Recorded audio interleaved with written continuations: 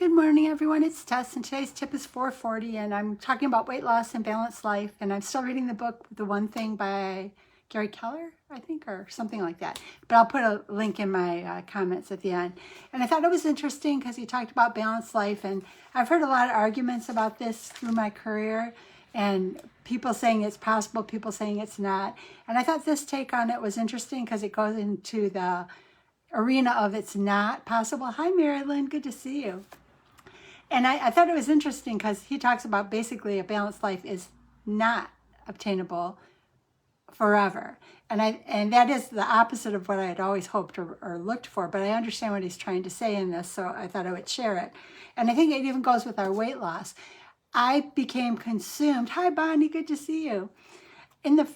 For those that remember, I lost over 100 pounds once already in my life, and I gained it all back. And when I gained it all back,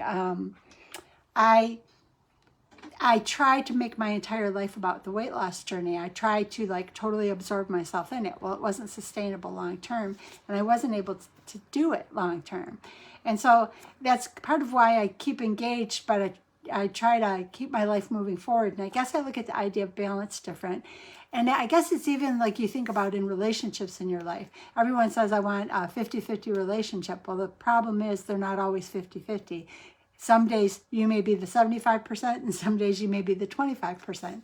And life is that way. So I thought he gave some good pointers about balanced life. He said, the idea of a balanced life is unobtainable and it's kind of a hurtful myth, because if you're striving always for this exact balance, you're never going to totally achieve it. He kind of explained the desire for balance is totally understandable. But think about it this way, and I've never thought about it this way before, so this was really helpful to me. If you live a balanced life, you're just coasting. You're just kind of going down the hill. You're not experiencing highs. We want to minimize the lows or the not feeling good, but you're not experiencing the growth. So I thought it was really interesting when he kind of brought it about this way. And he says, the desire makes sense, but it's just not reasonable, not for a long-term thing. We don't want to live in the middle. We want to experience new things. We want to go on adventures. We want to make life different. If coasting, I never would have wanted to coast at my heaviest BMI of 60. That would never have been an okay life for me. So I couldn't have stayed in balance. As much as I thought I was fighting for balance then, I couldn't stay in balance because in order to pursue this new life, I had to slightly get out of balance. But he kind of talks about this idea of counterbalance. So, okay, I made an adjustment here, and maybe my counterbalance is my practices like Doc B talks about. I counterbalance because I found a way where I found something natural in myself that I'd never seen before. I like to get up early. I like to walk. I like to watch the sunrise. I like to see the bunnies. I liked pulling weeds and doing some stuff yesterday morning before work hours. I like doing that. So in getting off balance a little bit, I found something new that I could put into what my current balance looks like. And I thought that was really, really helpful. And he made this comment, and this is direct from the book, The One Thing. Magic happens at the edges. If we're balanced, that's not where the magic happens. It's when we're shifting that the magic happens and opens up new doors. And that's what I found to be true for myself. Good morning, good morning.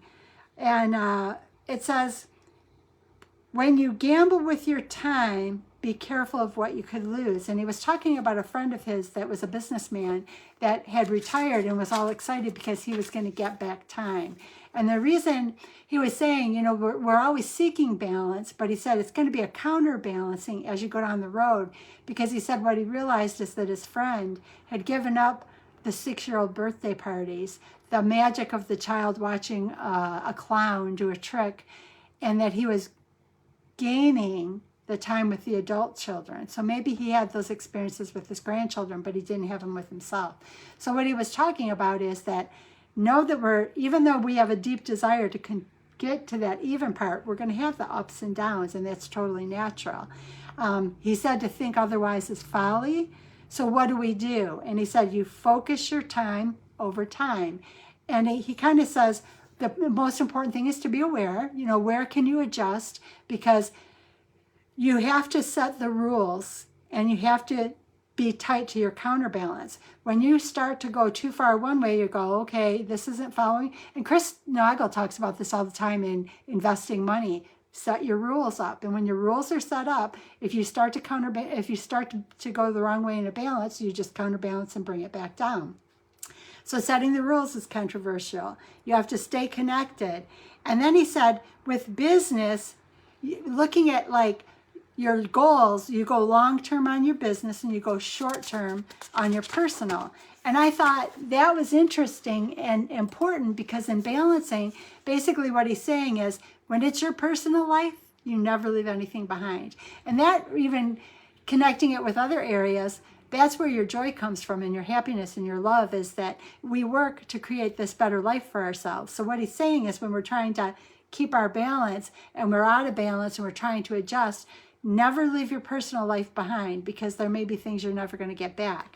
Work, he said, things are going to get left behind. It's a requirement. There's always going to be something left behind. But what you have to do is find the focus thing to be working on. Hi, Holly, good to see you. I think I saw Christina too. So hello, everyone. Thank you for being here. And I know that I thought it was really good when he said, for personal, you never leave anything behind. But for work, it's required, because the work is a long-term balancing act. There are going to be things that are just not as important. You just keep the focus on where you're headed long-term, and that'll direct what you let fall behind. But personally, he said, never let it fall behind. And this idea that he talked about, I really loved. He talked about 5 areas of our life that are balls, and one of them is work. And work is a rubber ball.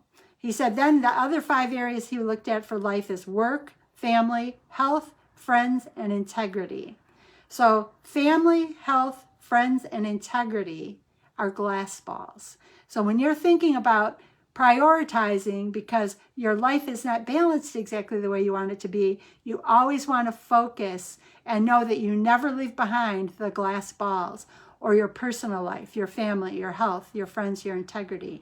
Know that your work life is the long-term marathon, and your personal life is the sprint. And you want to be active, because tomorrow that 5-year-old you want to engage with may be 25, and you may not get that time back. And I thought this was really a good way to talk about that idea of balance, because I myself have always thought, yes, balanced life, balanced life. I never looked at it from this perspective, so I like this perspective. If I keep in the back of my mind that when I'm looking at my life, there are the 5 balls. My work ball is a rubber ball. That's a long-term ball, and there are going to be things that drop. You look at down the road for what is focused on.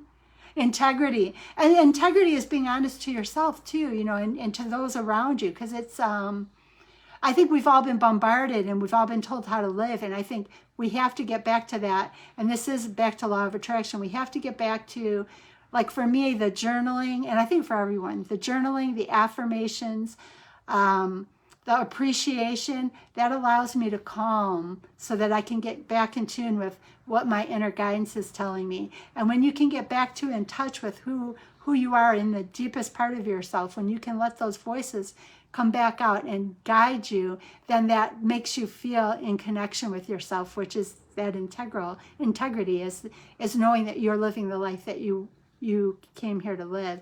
I hope you guys find that helpful. But remember, balance is, I guess, like he said, it's not achievable in the way we thought. We just have things flip us, but when they flip us, we counterbalance, remembering that our personal life is a glass ball. We never let it drop. Our work life, we keep focused on the big things and know that there are going to be some things that are going to fall behind, but we keep the focus big. That way it keeps us moving forward. So I hope you guys found this helpful. I'll share more of what I've been learning in this book, and I will share a link to the book in my comments. Have a beautiful day, and as always, thank you for being here. I appreciate you more than you'll ever know. Thanks.